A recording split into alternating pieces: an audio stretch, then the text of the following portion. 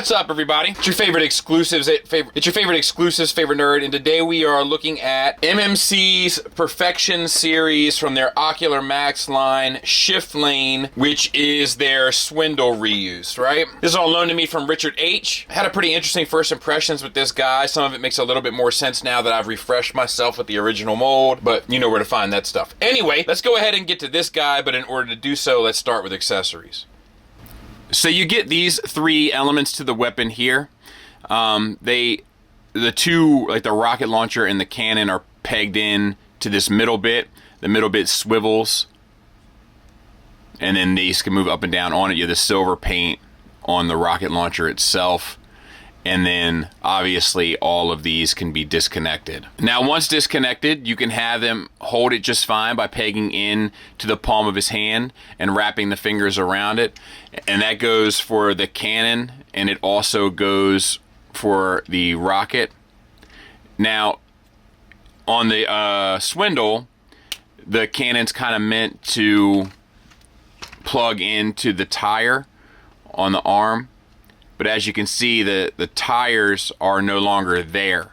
So another like kind of mod made to the mold in order to pull off this look, which I think is at least a bit of sacrifice and respect it. And if you must, this bit that holds the two weapons can be stored on the back of his leg in robot mode too, just so you don't lose it. In vehicle mode, it's much easier to do it when you're transforming it, but you want to have kind of that gap, and then you close it up around it, and then you're good, and then you have both of your weapons plugged in, and you're ready to take on the world. He has a spare tire with the wheel painted silver and then the black plastic around it, and then we have this bit here, which if you really wanted to, you could peg into the front of his chest for that look.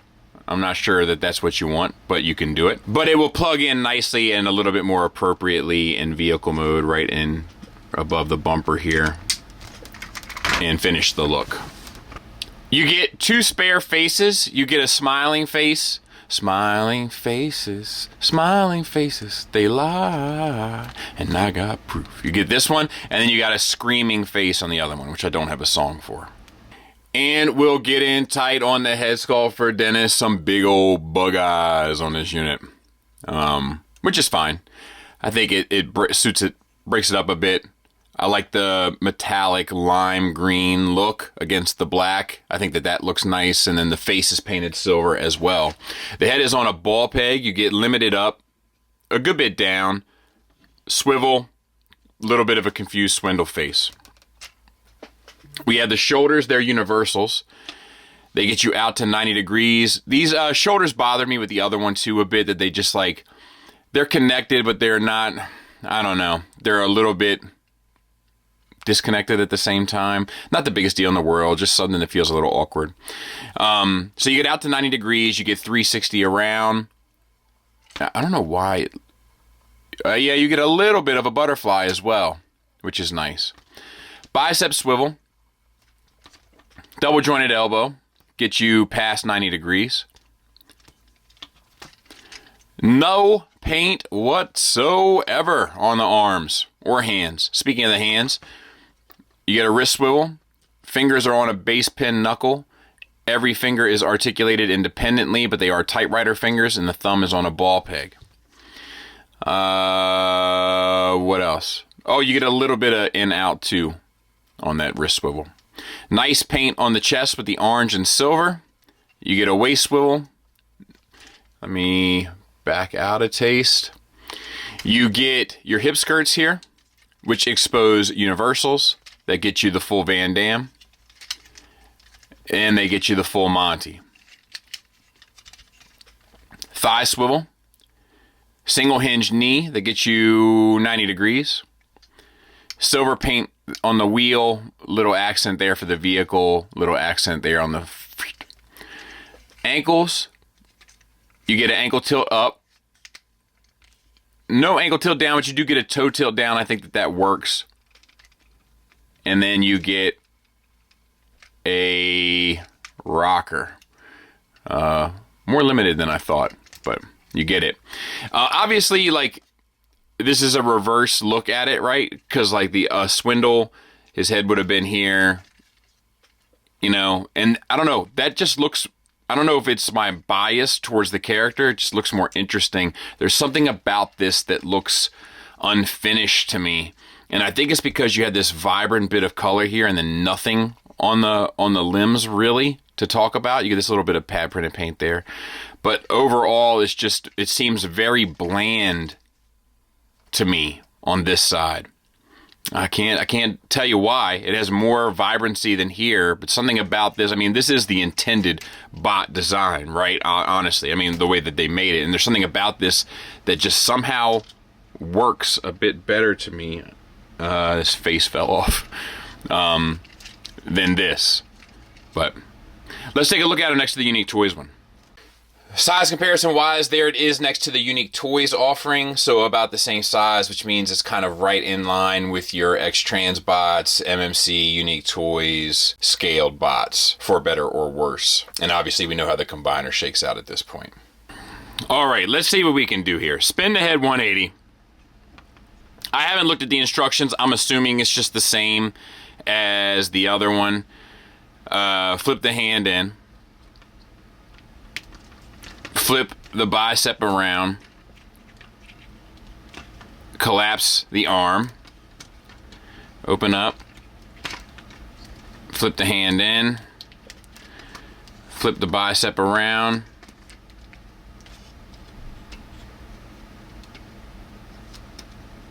collapse the arm. Actually, you got to keep the head spun around the right way, that way, because we got to rotate the waist, right? Because it should be reversed. So let's flip this down. Let's flip this out. And these sections here that you can see are already kind of pulling need to come out and flip up to the top. You can rotate these arms, get them out of the way also, I think. All right. And then we have stuff in here. Now let's see. Extend the waist. Flip these sections up. And this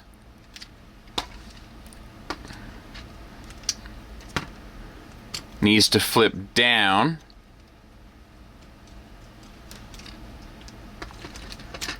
Actually, this whole section, I'm sorry, this whole section spins. So bring that out and then spin that 180. That's right. And then this whole section will flip underneath. And then the hood will sit down. And then you can bring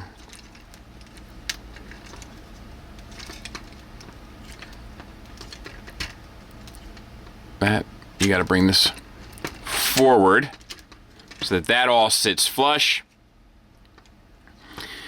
These tire wheel bits spin out. Make sure that these green pieces here are sitting out also. Bring these around. Rotate the shoulders in.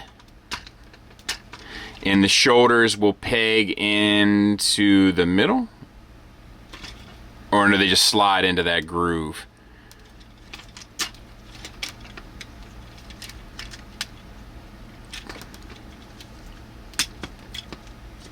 And then they peg in to that front section there and complete the fender.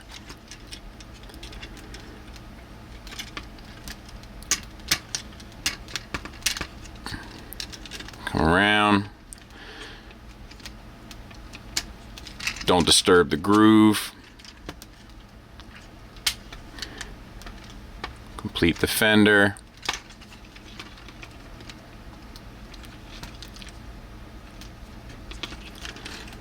Why isn't this? And then I'll clean that up here in a second. Flip this up. You got to get this steering wheel up and out of the way to clear for the hip skirts, which form the seats, And then you can bring the steering wheel back down. Let me get it cleaned up. Bring this heel out. That'll allow you to flip it up. And then bring this heel down, which will allow you to rotate the entire thing up and collapse it nice and tight, and then you can bring the foot down on top of it. So you bring this part up, and then up again, and then that will allow you to bring the heel so that it looks something like this. And then you open up this flap and this flap along with that flap.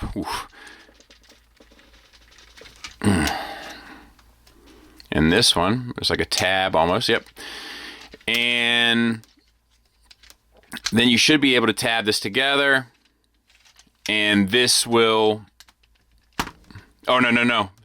Okay, don't tab it together, sorry. Rotate down, untab these knees. Yeah. Rotate down, and then that will allow you to slide it in, so to speak. So rotate down and then back up. Then you can tab it together. And you also want to tab it into the sides here. And then adjust your seat so that they sit properly.